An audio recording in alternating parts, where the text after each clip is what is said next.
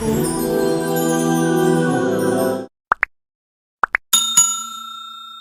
از هوا میگه مثل که سمالیات همان بمبه های خودش میپرتاید، میگه حواله میکرد. هر یک تیر به نشان خودش به صاحب خودش میرسید. زمانی که میگه میرسید، همون زمان نگاه میکردیم که هر یک عضو جدا جدا میشدند و گوشت ها میگه از بدن چکار میکرد؟ جدا میشد. این حالت دیدیم، همگی به سوی خدای خود چکار کردیم؟ به سوی خدای خود گشتیم و گفتیم که خدای تو قادر هستی، تو توانا هستی. این الم تر کیف فعل ربک باصحاب الفیل، ای محمد آیا ندیدی و ندانستی که خدای تو با این عسکر فیل ها چی معامله کرد؟ اینا میگه مفسرای قرآن میگه که روز تولد پیغمبر بود. اینم یک معجزه پیغمبر بود. همین واقعه 40 سال پیش از بعثت پیغمبر بود، یعنی روز تولدش. روز تولدش ابرهه به مکه مکرمه چیکار کرده بود؟ هجوم کرده بود. الم یجعل کیدهم فی تضلیل، آیا ندیدی محمد که ما این دام و این حیله و این نیرنگی که آنها کشیده بودند آنها را ما برباد دادیم.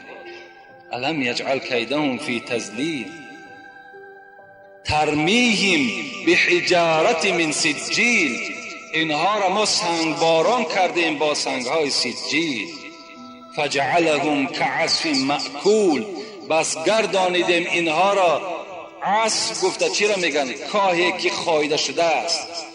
مفسران میگن که وقتی که حیوان نخشار میکند و از لبهاش همون خوراک خایدگیش میغلطد، همین عسکر ابرهه را خداوند به همون کاهایی که خایده شده بود به همون مبدل گردانید. البته خدای ما و شما به همه قادر است. وقتی که اگر اذیت مسلمان از حد که گذشت، خدای مهربان به داد مسلمان میرسد. هر که با شمع خدا سازد پفو، شمع کی میرد بسوزد پوز او.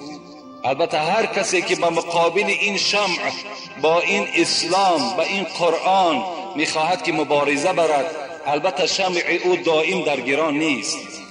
چراغ ظلم ظالم تا دم مردن نمی سوزد. چراغ ظلم ظالم تا دم مردن نمی سوزد. اگر سوزد شب سوزد، شب دیگر نمی سوزد. این ظالم قاعدش همین است. حجومش یک روز نصرت دارد، 2 روز 3 روز، عاقبت البته به البته در چای کندگیش این دشمن خودش گرفتار می شود. و در اینجا برادر باز از ما سوال کردن که درباره قصه های حضرت ابو حنیفه حکایت کنیم. انشاءالله اینم در اراده ما هست که درباره حضرت ابو حنیفه نعمان ابن ثابت که همه ما و شما الحمدلله پیروی مذهب ابو حنیفه هستیم و هزارها بار شکر به سوی خدا هم میکنیم که چنین امام پاک و پاکتینت را ما صاحب شدیم. از این خاطر در باب این حضرت هم یک روز اختیار میکنم گپ میزنیم. لیکن از همه شما دادرای عزیز، پدرای مهربان خواهش میکنم که در مذهب ابو حنیفه خیلی هوشیار باشیم. مذهبی هست که دنیای را اعتبار میکنه. اکثریت دنیای عالم همه پیروی مذهب ابو حنیفه هستند.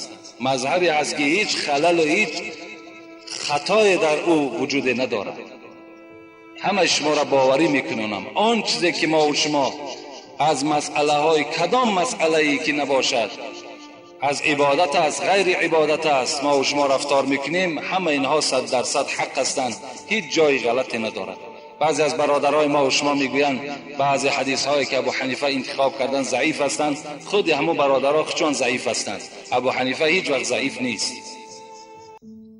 اگر یک عادی ترین ذره عبادت ابو حنیفه را ما و شما به جا بیاریم، باور که به سوی خدا باید شکر کردن در کار. حضرتان نه حلقی حرام داشتن، نه شکمی حرام داشتن، نه مثل ما و شما 3 بار در یک روز خدایی میخوردن، بلکه همه وقت در روی عبادت بودن، دائما در یاد خدا بودن. السلام علیکم دامنای محترم، درود و رحمت خدا بر شما باد. من از 35 کیلومتر راه دور به این مسجد شما می آیم و شما را بسیار دوست می دارم. یک سوال دارم. میگویند که کور دشمن خداست و کر دوست خداست. آیا اینها را خدا خودش کر و کر نکرده است؟ البته در مقال ما و شما هست که کر دشمن خداست و کر دوست خداست، لیکن این را ما و شما میتونیم از سوره انفال خدا میگه استعیذ بالله ان شر الدواب عند الله الصم البکم الذین لا یعقلون. بدرستی این که بدترین شما، بدترین جنبنده در روی زمین کیست؟ کوران و کران و گنگان هستند. کورها، گنگها، کران، اینها دشمن خدا هستند. حتی در سوره دیگر چی میگه؟ در سوره اعراف آیت 179 میگوید اولئک کالانعام بل هم اضلوا اولئک هم الغافلون. این کورها، این گنگها، این کران از حیوان هم دیده پستر هستند.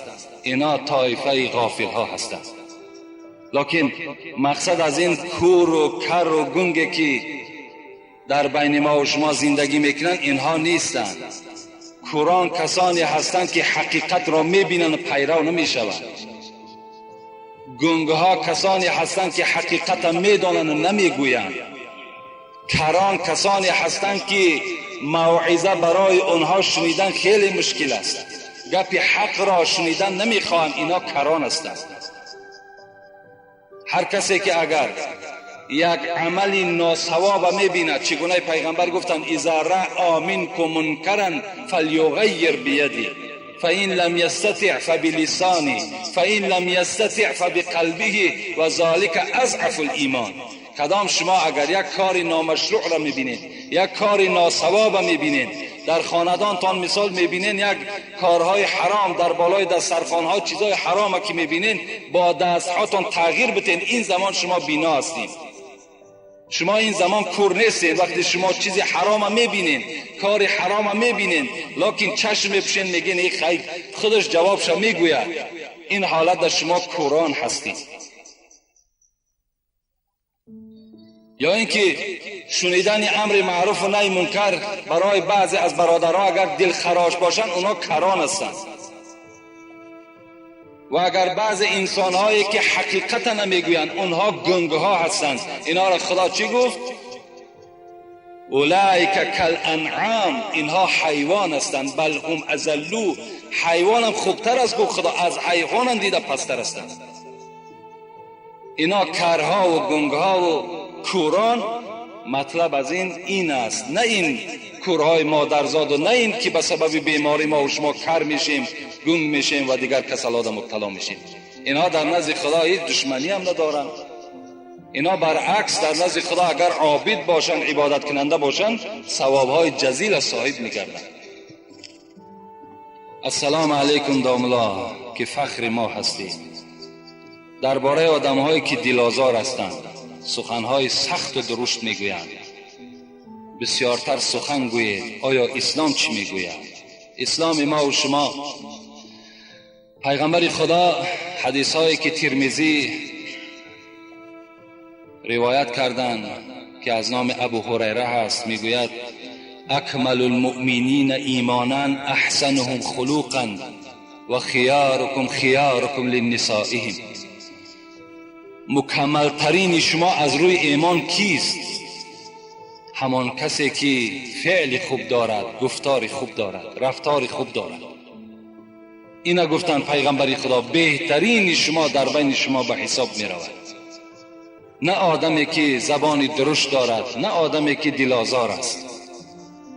در دیگر حدیث که راوی اینم ابو هریره است، پیغمبر خدا میگوید ان المؤمن لا یدرک بحسن خلق درجه الصائم القائم. کسی که اگر فعل خوب دارد، گفتار خوب دارد، در نزد خداوند هر روز نویسانده می شود. اجر کی را، ثواب کی را؟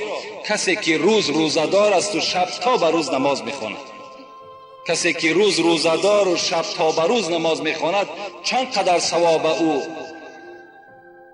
نائل میگردد. انا همون مقدار ثواب خداوند در نامه اعمال آن انسانی که فعل خوب دارد، گفتار خوب دارد، خداوند کتابت میکند. هر کس که دلی بنده ناشاد کند، شاعر میگوید هر کس که دلی بنده ناشاد کند، جبر و ستم و جفا و بیداد کند. اگر آدمی که دل یک برادر ناشاد میکند، جبر میکند، جفا میکند، اینا را شاعر مکافات چی گفتند؟ در حالت مرگ و وقتی جان کندن خود، با درد و عذاب داد و فریاد کند. کسی که حالت مرگ می آید بالاش، حالت درد بالاش می آید، این روزهایی که برای آزار مردم جدا کرده بود، این ساعت و این روزها را در نزد خدا جواب می گوید، داد می گوید، فریاد می زند. درد او باز چند می شد؟ دو چند و سه چند باز زیادتر می گردد. کسی که در دنیا اگر یعنی همین فعل دلازاری را داشته باشد، سعدی می گوید دل به دست آور که حج اکبر است، از هزاران کعبه یک دل بهتر است. دل گذرگاه جلیل اکبر است، کعبه بنیاد خلیل آذر است. اون کعبه را حضرت ابراهیم تیار کردن، لیکن دل گذرگاه جلیل اکبر است. این دل جای نشستگاه خدای ما و شماست. دل انسان ها را باید ما و شما به دست بگیریم، کاری کنیم تا حد امکان. باید که بسیاری دشنام ها و دیگر قباحت ما و شما تحمل کنیم، در حال غضبناک نشیم، در حال جواب او را نگردانیم. زیرا پیغمبر خدا گفتند بدترین شما کسی هست که تیز غضبناک می شود و دیر غضبش می رود. این بدترین شما هستید. السلام علیکم حاج داملا. تمامی خانواده هایمان شما را دوست می دارند و کسیته های شما را هر جمعه گوش می کنند و انتظاری می کشند. من یک سوال دارم. عائله من نمازخوان است و در بازار سوداگر است و خود نیز در اداره دولتی کار می کنم و یک خواهرم نیز کارگر است. داملا اسلام برای کار کردن زن چی می فرماید؟ خواهش می کنم. یعنی اسلام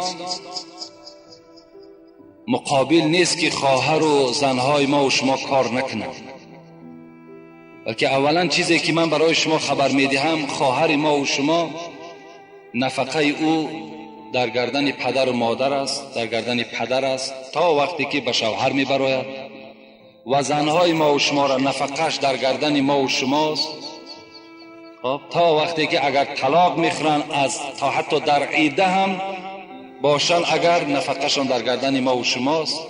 از این خاطر اگر احتیاج به سوی مثال کار کردن نداشته باشند حاجت نیست. اگر دست رسا باشد، شرایطا باشد، میلش با که ندارد. لیکن اگر یعنی علاج نباشد، مثل که امروز بیمارخانه ها احتیاج به سوی زنها دارد که ما و شما زنها را میبریم، نمیابیم یک مثال زنی را که همون زن ما و شما را طبابت کند. دل ما و شما به سوی مردها دور می رود. اگر باشد هم زنهایی که مثال مسلمانی که نمازخوان و خدا ترسی که اگر باز در همین بیمارخانه ها کار کنن، این البته ضروری است. اون زن از خانه نشستن در همون بیمارخانه کار کردنش ضرور است. لیکن اسلام ما و شما طلب میکند که همان زنهایی که به سوی بازار می روند یا به سوی کار می روند، سطر اسلامی را باید که رعایت کنند. باید در کوچه با گپ‌های با مردهای بیگانه و نظر کردن به سوی مردهای بیگانه ده اسلام اونها را منع میکند. اگر این شرطها را زنها به جا بیارن، هر آینه برای اونها چی در بازار نشستن چی در کارخانه کار کردن این باکی ندارد، با شرطی که همون زنها خالی از همین گپ‌های با نامحرم‌ها و بی سطر و دیگر حالت‌ها قطعی اگر از خانه بیرون نشود. یک حدیث من نویساندم، میخواهم امین به سمع شما برسانم. پیغمبر خدا گفتند ایاک بالخلوة بالنساء والذی نفسی بیدی ما خلا رجل بامرأة الا ودخل الشیطان بینهما ولأن یضحم الرجل خنزیرا متلطفا بطین او حماءة خیر له. پیغمبر گفتند از خلوت با زن بپرهیزید. یعنی اگر زن بیگانه باشد شما از خلوت کردن او، یعنی با او یک جا نشستن پرهیز کنید. قسم به آن ذاتی که جان محمد در دست اوست، مرد با هیچ زن خلوت نکند که سیوم آنها شیطان می شود. وقتی که مرد با یک زن بیگانه نشست، چی در خانه چی در کارخانه در کجای نباشد، حتمی شیطان سیوم نفر اونها می شود، اونها را وسواس می کند. اینا از تجربه حیاتان خودتان یک تفکر کنید. برای مرد همنشین و نزدیک شدن با خوگ آغشته با خاک و لای بهتر است از اینکه همنشین با یک زن بیگانه میکنه. پیغمبر گفتند با یک خوگی که آغشته لای است و آغشته خاک است، با او همنشین شدن بهتر از اونه که با یک زن بیگانه شما می نشینید. زیرا که عاقبت زن با زن بیگانه نشستن این چه است؟ این زنا هست. این بار با او مثال با صحبت‌های شیرین صحبت میکنین، عاقبت با یکدیگر دستی به دست سلام میکنین، عاقبت با یکدیگر یک موعد اعلان میکنین که فلان جا ما و تو ملاقات میکنیم، عاقبت چی میشود؟ کارش به زنا انجام مییابد. السلام علیکم داملای شیرین سخن. از شما خواهش دارم به سوال من جواب گردانید. من هر روز جمعه روزه میگیرم. روزه من در نزد خدا قبول است یا نه؟ قال رسول الله صلی الله علیه و سلم لا يصومن احدكم يوم الجمعه الا يوما قبله او بعده. پیغمبر خدا میگوید شما هیچگاه خاصه روز جمعه را روزه نگیرید. اگر روزگیر هستین یک روز پیش یا یک روز بعد هم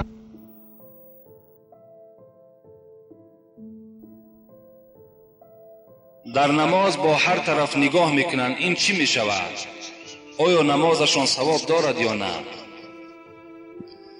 در مسئله نماز ما کو چند بیگاه شد بین قوم خود صحبت ها داریم، مسئله های نماز دائم بیان میکنیم. در نماز وقتی شما بی پروا باشین، به نماز وقتی اهمیت ندهین، یعنی وقتی نماز خواندن سجدگاه را نگاه نکنین، بلکه به هر طرف شما توجه کنین و خاطر شما پریشان باشد، این صورت در نماز شما هیچ ثواب باقی نمیماند، هیچ ثواب. زیرا یگانه عبادتی هست که گناههای شما را خداوند به سبب این نماز مغفرت میکند. یگانه عبادتی هست که شما با این نماز با خدای خود پیوست میشین و راست میگویید. حاتم یسم خدا رحمت کند در کتاب میگوید که وقتی که در بالای جای نماز می ایستاد، از او پرسان میکردند چگونه نماز ادا کردی؟ میگفت وقتی من بالای جای نماز می ایستم فکر میکنم که خانه کعبه در پیش من ایستادگی است. وقتی که من در عبادت می ایستم همچنان تصور میکنم که در پس پشت من عزرائیل ایستادگی است. این زمان یا زمان دیگر جان من را قبض میکند. وقتی من بالای جای نماز می ایستم فکر میکنم که بالای پول صراط ایستادگی هستم. این حاتم یسم میگفتند. یا امام بخاری از ما و شما در ترجمه حالش چی میگوید؟ میگوید وقتی نماز میخواند، در یک حکایش میارد که وقتی نماز بود کرد، حضرت میگوید بدن خود چه خبر گرفت، گفت بدن من بسیار سوخته کرد. وقتی نگاه میکند 17 زنبور 17 نیش زده است. 17 نیش در بدن حضرت امام بخاری زدگی بود. بعد نماز وقتی نگاه میکند میگوید که این شاید زنبور باشد. در حالت نماز یعنی حتی درکدار نمیشده. امام غزالی خدا رحمت کند میگوید این المصلین کثیر و الخاشعین قلیل. نمازخوان بسیار است، الحمدلله. ببین همه نمازخوان است، لیکن کسی که از تحت تل نماز میخواند میگوید کم است. آدمایی که با خشوع نماز میخوانند اینها کم است میگوید امام غزالی. والحاج کثیر والبار قلیل. حضرت باز چی گفتن؟ گفتن حاجی هم خیلی زیاد است، لیکن حج کی قبول شده است و حج های کی ها قبول میشن اینها خیلی کم هستند. و طیر کثیر والعندلیب قلیل. حضرت باز چی گفتن؟ گفتن که پرنده در دنیا خیلی زیاد است، لیکن بلبل کم است. والعالم کثیر والعامل قلیل. عالم هم خیلی زیاد است، لیکن عالم عمل کننده کم است. امروز الحمدلله در بین ما و شما عالمان زیاد است، لیکن خدا داناست عمل اونها را که تا چه اندازه اونها عمل میکنند. باز بسیار فتنه ها و بسیار نافهمی هم از طرف عالم ها رخ میدهد. حتی رسول اکرم میگوید شما بر دین اسلام گریه نکنید وقتی که اگر پیشوای شما کسی باشد که عمل کننده در اسلام باشد، لیکن بر دین خودتان گریه کنید وقتی که اگر پیشوای شما یگان آدم جاهل و تنپرست و نفس پرست باشد. برای همین خیلی از شما خواهش میکنم که در مسئله نماز با احتیاط باشین، نمازها را خوب انجام دهید. حتی صوفی علیار حضرت چنان غضبناک شدن، گفتند دل جدا زبان جدا باشد او کجا طاعت خدا باشد. دل جدا زبان جدا باشد او کجا طاعت خدا باشد. جسم در خانقاه و دل در سیر، این چنین بندگی چی خط و چی خبر؟ جسم تو بالای جای نماز لیکن دل تو و فکر تو در دیگر جا، این چی گونه عبادت است میگن؟ دست در سبحه زبان در یاد، دل در انجام دنیوی فریاد. در دست تسبیح داری الحمدلله میگوی لیکن دل تو این قبول نمیکنن دیگر. دل تو خاطرش فکرش در دیگر جاست. ظاهر خود حرقه پوشی ها، باطن خود مکر و فریبی ها. حضرت میگوید بیرون شما را تماشا کنن یک عجیب یک منظره خوب در بیرون شما دیده می شود، لیکن باطن شما همه مکر و حیله و فریب است. در آخر گفتن این چی طاعت چی بندگی باشد، مردنت به که زندگی باشد. مردن بهتر از این گونه عبادتی که اون آلوده فکر خیال باشد، آلوده ثواب نباشد. از این گفتن مردن بهتر.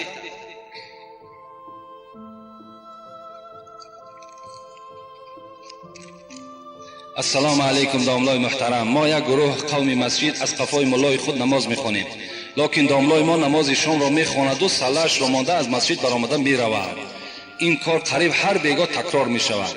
ما با او گفتیم که این کار را نکن، میگوید که میگیم که ترک فرض است لیکن به ما اهمیت نمیدهد و معاونش را میگوید که نماز را خوانید. التماس داملای محترم، آیا ملای ما گناهگار میشود با آیت قرآن گوید؟ اگر دیده و دانسته نماز جماعت ترک کند البته به البته گناهگار بشود، چی ملا امام باشد چی آدم عادی باشد. اگر در نزد او مسجد باشد و بازم این صدای حی علی الصلاة حی علی الفلاح با اون محله میرسیدگی باشد، یعنی در همون محله مسجد باشد و بازم این که به مسجد نهایت، البته گناهگار در نزد خدا. پیغمبر خدا حدیث های بی نهایت بشماری هست، حتی میگوید ثلاثه لعنهم الله. ببین این خیلی یک وعید سخت پیغمبر خداست. سه طایفه را گفته است پیغمبر خدا که در لعنت خدا گرفتار هستند. لعنت خدا را معناش این است که از رحمت خدا شما دور هستین. کی است این طایفه ها؟ من اما قوم وهم له کارهون.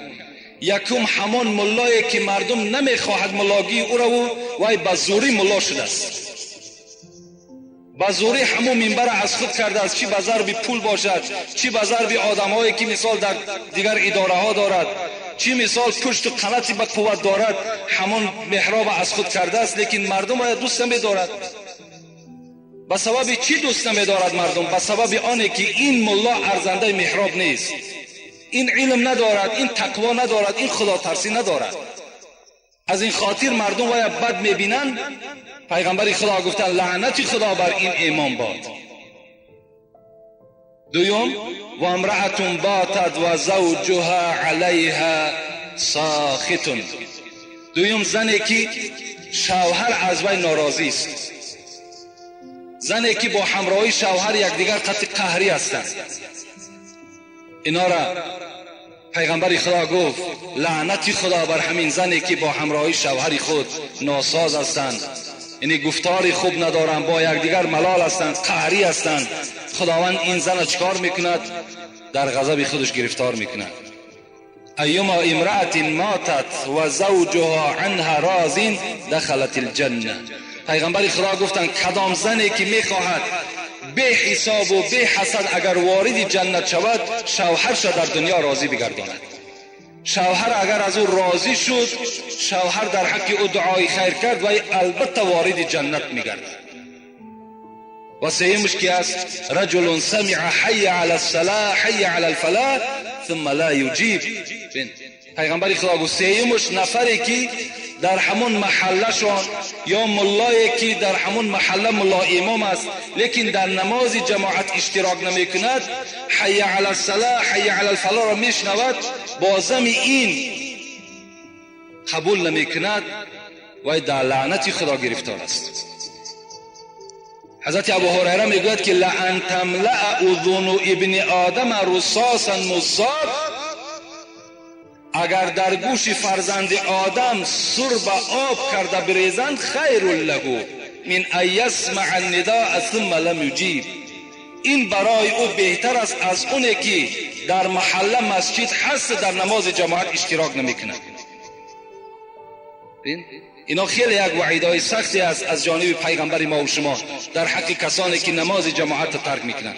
امروزا اکثر جوانها نمازهای جماعت ترک میکنند. در بسیاری از مسجدها شاید سببش همان پیشواشون باشد که در مسجدها، در بعضی از مسجدها جوانها کم دیده می شوند. حالا که خدا را شکر اون قدرت و توانایی و سلامتی که در جوانهاست در پیرانسالها نیست. برای همین البته از همه شما خواهش دارم که در نمازهای با جماعت اشتراک کنین، انشاءالله ثواب خیلی زیاد میگیرین. اگر شما دیده و دانسته نماز جماعت ترک کنین، در نزد خدا مسئول هستین، گناهگار میشوین. حتی خدا رحمت کند همین صاحب مسلک میگوید به خصوص آن گزیده دو صحرا خاتم انبیا حبیب خدا، وقتی آخر که ماند از پا باز گوش او را رسید بانگ نماز، گفت بر مرتضی مرا بردار جانب مسجد جماعت آ. از حیات آخر پیغمبر حکایت میکنه، زمانی که پایهای حضرت دیگر کار نمیکرد. حضرت علی در خدمت پیغمبر خدا بودند، گفت بر مرتضی مرا بردار جانب مسجد جماعت آ. مصطفی که به خادمی سر داشت، مصطفی را به پشت خود برداشت.